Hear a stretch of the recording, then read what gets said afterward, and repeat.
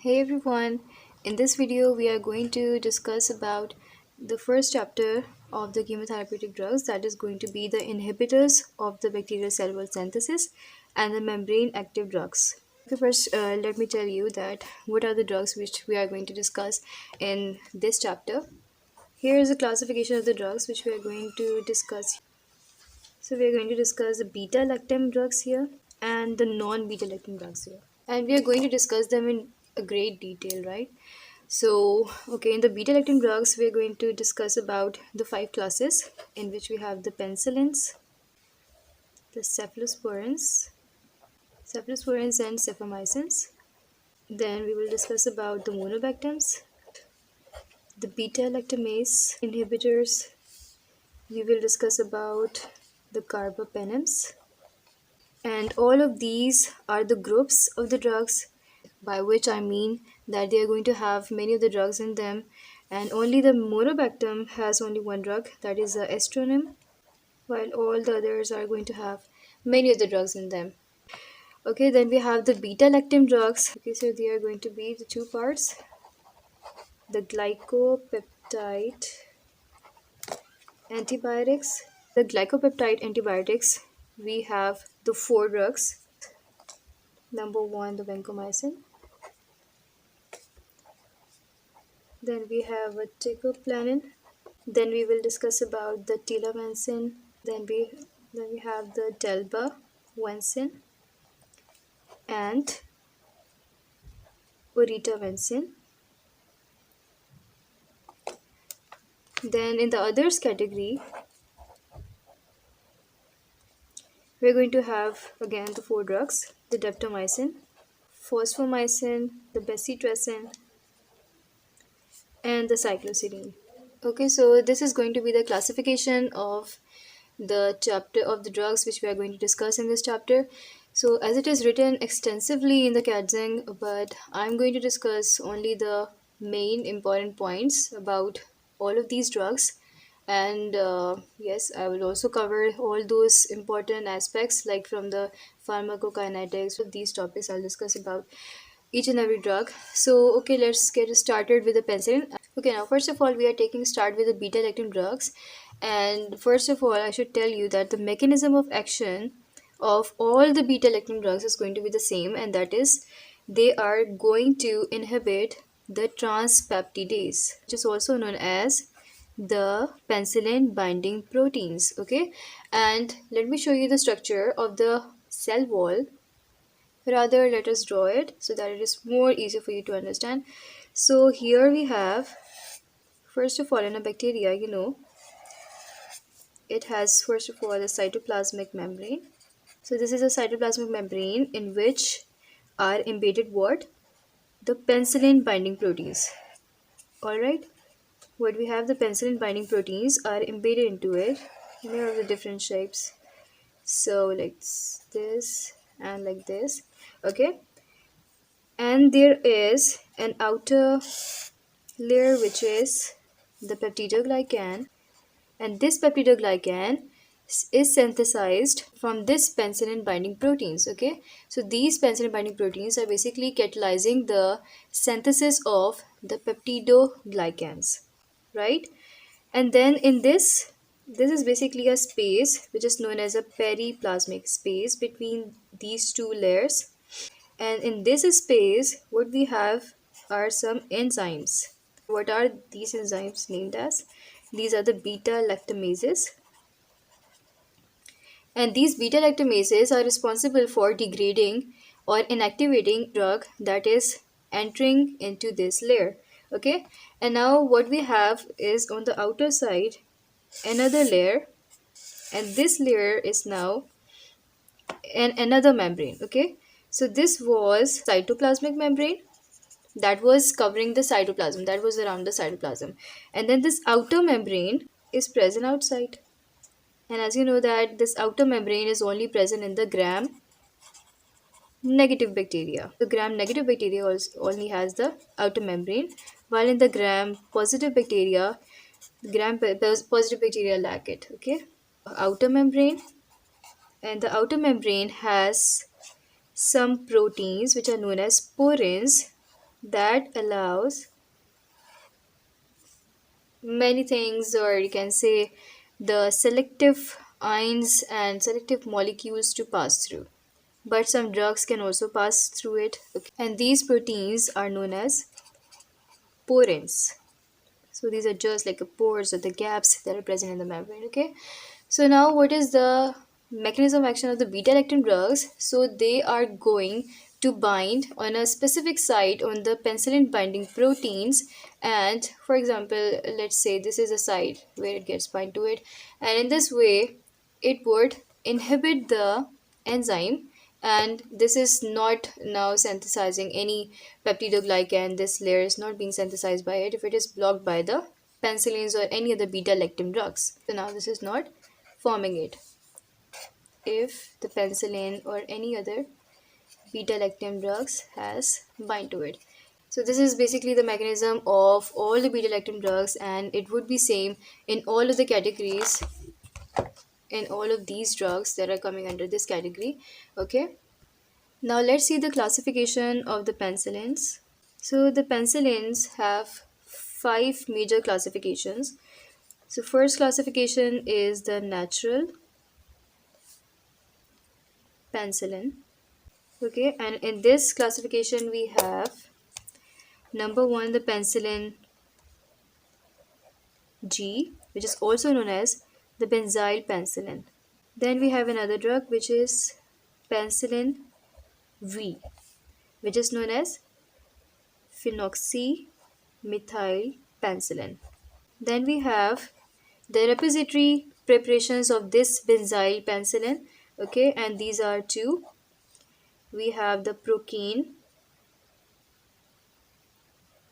penicillin G. Okay, I'm writing it pen as short. Okay, then we have the benzathine or the benzathine penicillin G. Okay, so this is about the first category. Then we have another category, that is the semi synthetic penicillins, or which is also named as anti staphylococcal penicillins, or it is also named as beta lactamase resistant penicillins. It is named on its properties. So it is, so all the drugs that are coming under this category, they are going to be um, having the action against the staphylococcus, as well as they are going to be beta lactamase resistant. It means they are not going to be degraded by the enzymes that are circulating or that are roaming here, and there are all would be semi-synthetic. Now what are the drugs that are coming in this category? So we are having the methicillin here, nafcillin. Then we have a third category which is isoxazoline penicillins, in which we have total four drugs. We have oxacillin, cloxacillin, then dicloxacillin, a flu, cloxacillin. Then we have another category which is extended spectrum penicillins, or which are also known as the aminopenicillins. Then we have, okay, how many drugs here?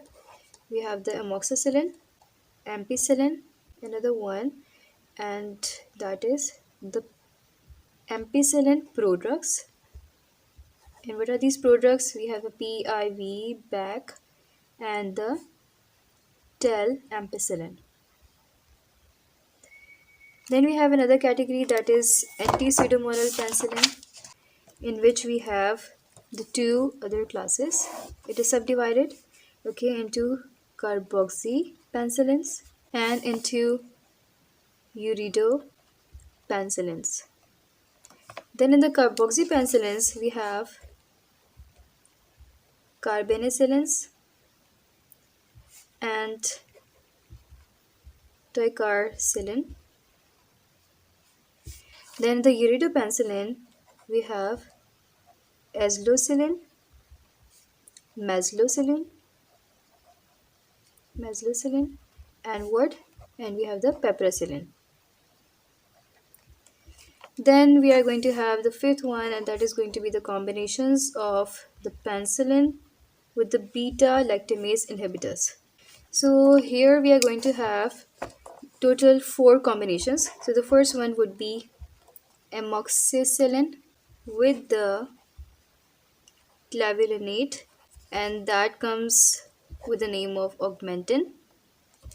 Then we have a second combination, that is the ampicillin with the sulbactam. Then we have a third combination, and that is the piperacillin with the tazobactam. Then the fourth and the last one is ticarcillin with the clavulinate. Okay, now, so the classification is done. Now we are going to discuss the structure. The structure of the penicillin is, it is the core four-membered beta-lactam ring. It is attached to a thiazolidine ring. Plus, it also has R side chain. Alright. So this is how the structure seems to be. Alright. And here it would have the R side chain. Okay. So that is not very much important to remember the structure. But I've drawn it anyhow. Okay. Now this part, these two rings, they are referred to as the 6-APA, which is a 6-amino penicillinic acid. Okay, and this is very important for maintaining the biologic activity of the penicillin. But if the beta lactamase would act on it and would degrade it or inactivate this part, then this is going to produce what? This is going to produce the penicillinoic acid. And in this way, this molecule is going to lose its antibacterial activity.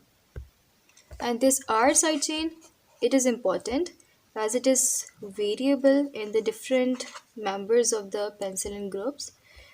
Okay, and then as it is variable, so it is going to affect what? So many things are going to be determined by this R side chain. It is going to affect the antimicrobial spectrum, stability to the stomach acid. Then it also determines the cross hypersensitivity, and then it also determines the susceptibility to the beta lactamases. Okay, so that is why this R side chain is very important. Okay, and as you know the mechanism of action, so we may skip this part, but yes, let's describe this a bit. Okay, so it interferes with the last step, transpeptidation, by inhibiting the PBP, penicillin binding proteins, or the transpeptidases. So here you can see the figure. So these are the peptidoglycan subunits, okay, or the monomers you can say.